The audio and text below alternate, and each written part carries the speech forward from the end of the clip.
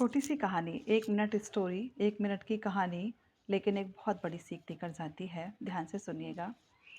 एक बार ऐसा था कि राजा जो अजातशत्रु थे, उन्होंने अपने यहाँ पर पशु बलि यज्ञ का आयोजन किया हुआ था और हाथ में तलवार लेते हुए और वो बलि देने वाला जो था, वो आदेश का इंतज़ार कर रहा था कि कब मुझे आदेश दिया जाए और मैं पशुओं की बलि चढ़ा दूँ। तभी ऐसा होता है कि वहाँ पर जो गौतम बुद्ध थे वो वहाँ पहुँच जाते हैं और पहुँचने के बाद में वो अजातशत्रु उन्हें नमस्कार करते हैं।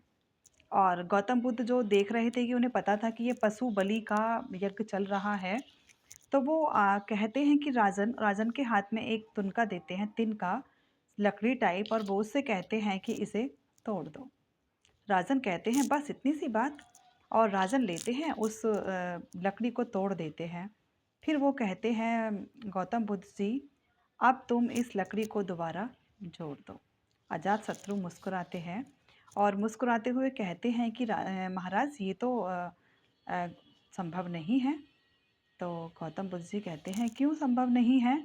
तुम ये अपने राज्य की बढ़ोतरी के लिए यज्ञ कर रहे हो, और जब तुम किसी भी पशु पक्षी में प्राण नहीं फूंक सकते, मरे हुए किसी पशु पक्षी में प्राण नहीं डाल सकते, तो तुम ये जीव हत्या का पाप क्यों कमाते हो? तुम ये जीव हत्या का पाप क्यों कमाते हो? पशु हिंसा से तो तुम्हारे पापों में वृद्धि होगी।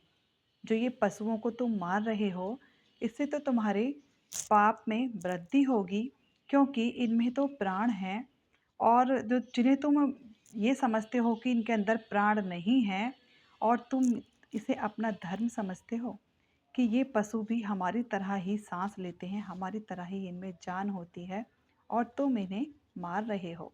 क्या तुम मरे हुए पशु को जीवित कर सकते हो? अजातशत्रु कहते हैं कि नहीं। तो वो कहते हैं कि अगर तुम मरे हुए पशु को जीवित नहीं कर सकते, तो तुम्हें किसी को मारने का भी अधिकार नहीं है। यह सुनकर जो अजातशत्रु थे, उन्होंने सभी पशुओं को मुक्त कर दिया और उन्हें छोड़ दिया।